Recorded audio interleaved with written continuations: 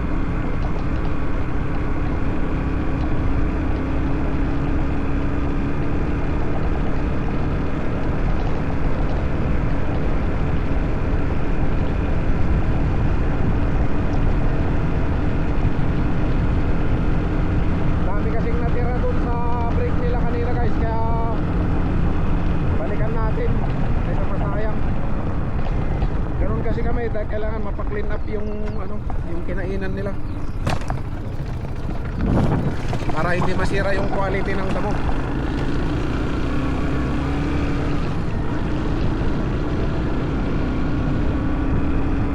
Yan na yung mga baka natin, alam na nilang pakakainin natin sila.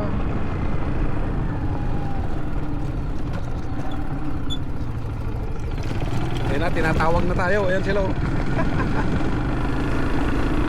Tawag nila tayo. Halina kayo. Halina kayo.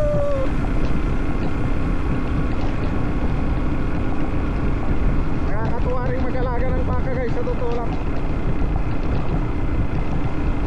Tiyagaan lang, kung wala kang tiyaga, wala.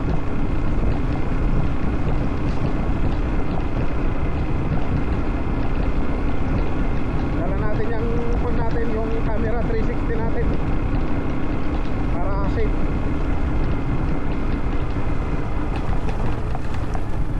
Yan, bigyan natin yung pagkain nila.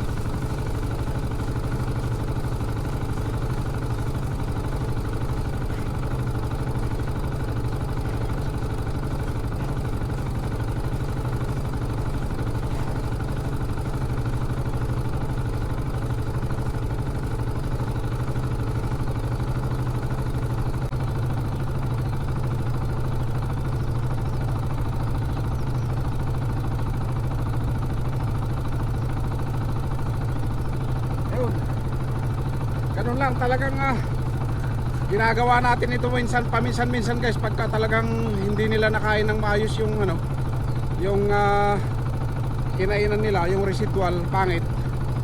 Talagang magpapa-clean up tayo. Binabalikan natin para hindi masira yung quality kaysa mag-topping tayo. Okay. Wind up naman natin ngayon yung brake na yun. Tapos i-back fence natin guys.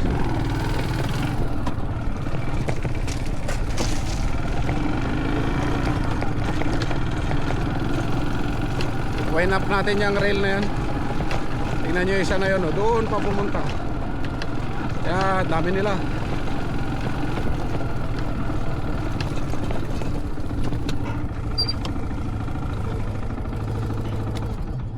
Tiyagaan lang sa pagtatrabaho sa dairy farming, guys. Yung mga nagtatanong kung ganito overtime daw, hindi po. Wala pong overtime sa amin kasi kontrata. Pero pagka yung ano mo per hour ay meron. Pagka lumabas ka na ng ano, sobra na sa oras ng trabaho mo, halimbawa 8 hours lang yung regular oras mo, o kaya 40 hours a week o 30 hours a week, ay pag sumobra na dun, guys, babayaran na ng employer yun. Pero tayo kasi per contract. Saka hindi naman mahirap yung ganito, guys, kasi nakatira tayo sa farm. Tsaka minsan kasi kailangan din nating, alam nyo na, makisama sa employer. Dahil dyan tayo hinahanga ang mga Pinoy, lalo sa amin. Libre naman kami ng kuryente, may baka kaming libre. Kaya binibigyan pa tayo ni boss ng space ng manok, ng pag-aalaga ng manok, garden. Eh magrereklamo ka pa ba, di ba? Masaya ka naman. Kasi minsan mayroon ding mga sakit yung iba nating mga kababayan, yung masyadong mareklamo sa buhay. Eh kanila yun, pero tayo ala, guys. Ako sanay ako sa hirap, kaya na-appreciate ko na yung mga bagay na mayroon ako ngayon. Kahit na medyo nahihirapan tayo minsan sa trabaho, ay hindi ko iniinda yun, kasi iniisip ko lagi, guys, yung pinanggalingan ko. Pinanggalingan ko noon na mahirap lang din kami, kaya yun, mahirap lang din yung buhay namin, kaya kailangan nating i-grab yung opportunity at magpasalamat lagi kay Lord yung mga nare-receive nating mga blessings tulad nito.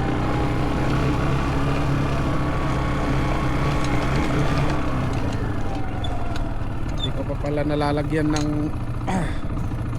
ano yung camera 360 natin. Ito camera 360 gamit natin, guys, kaya nakalagay lang dyan. Mas maluwan para sa atin. I-backfence pa natin to. I-backfence natin.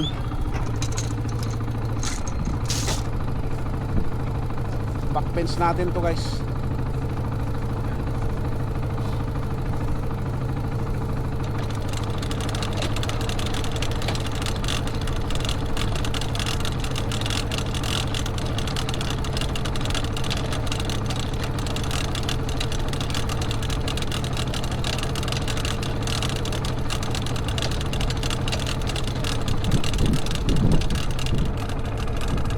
Wala na, yung kinakainan nila medyo sumobra sa height.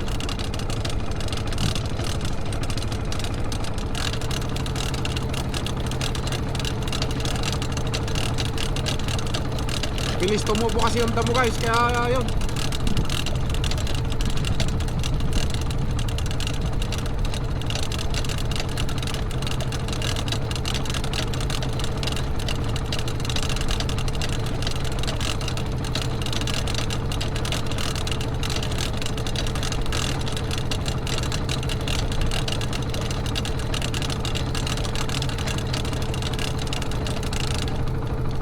Ayun, pag sa sinabing backfence, ibig sabihin backfence, i-hold natin sila dito sa brake nilang yan, para hindi na sila pumunta dun sa harap, para ubusin talaga nila yung brake nilang yan. Kaya maglalagay tayo ng fence doon sa may trap, water trap. Ganun lang, guys. Lawak pa niya, no? Dito na tayo maglagay kasi marami pa dito.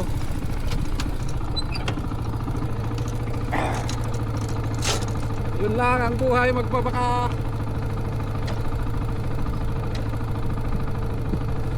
Tiyagaan lang, guys, tiyagaan.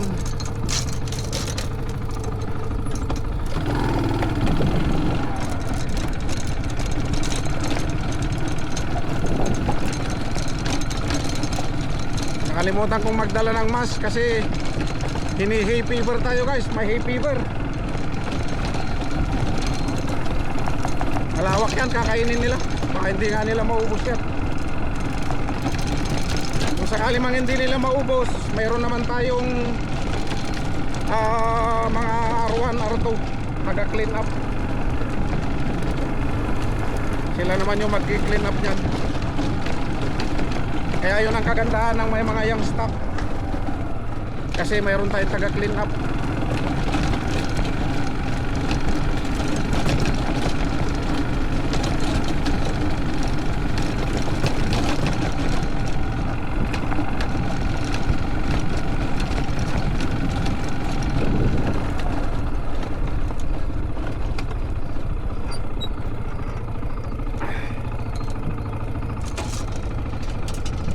Ganun talaga guys.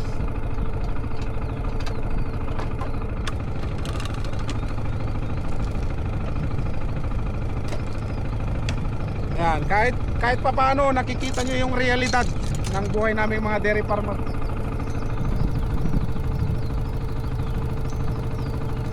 Ito yung ating standard pang hold ng fence na yan. Tingnan nyo kung paano ako maglagay guys.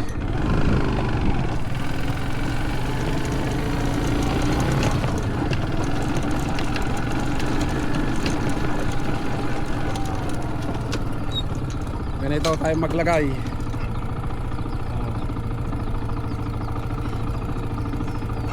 Medyo matigas na yung lupa.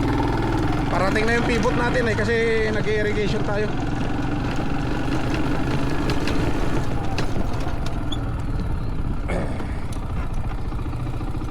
I-hold kasi natin sila dyan sa kinainan nilang yan para hindi sila pumunta sa harap, para ubusin nila yan.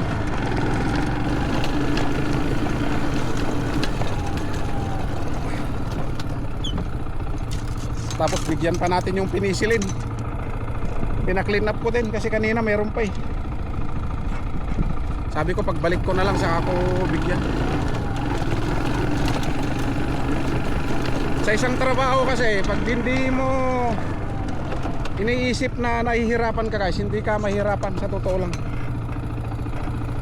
Parang yung kwan kasi ang tao, nasa isip natin yung ginagawa natin. Kasi tulad ng kung papatay ka o manghuhold up ka, di ba? Nasa isip. Kasi kung di mo isipin na papatay ka, di mo isipin na manghuhold up ka, hindi ka manghuhold up, hindi ka mapapatay. Di ba? Kaya nasa isip natin lahat ng ginagawa natin, dinidikta ng isip natin.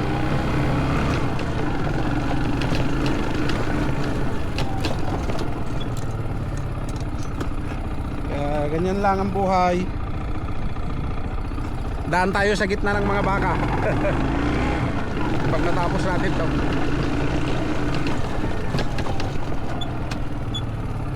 Medyo dumudulas-dulas yung ating ating camera. Daan tayo dyan sa gitna. Makikita nyo kung paano sila kumain. Yan.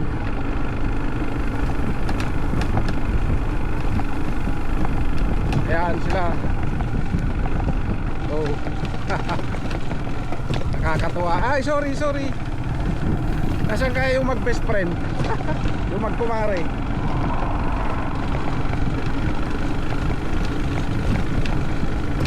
Saan yung magkumare?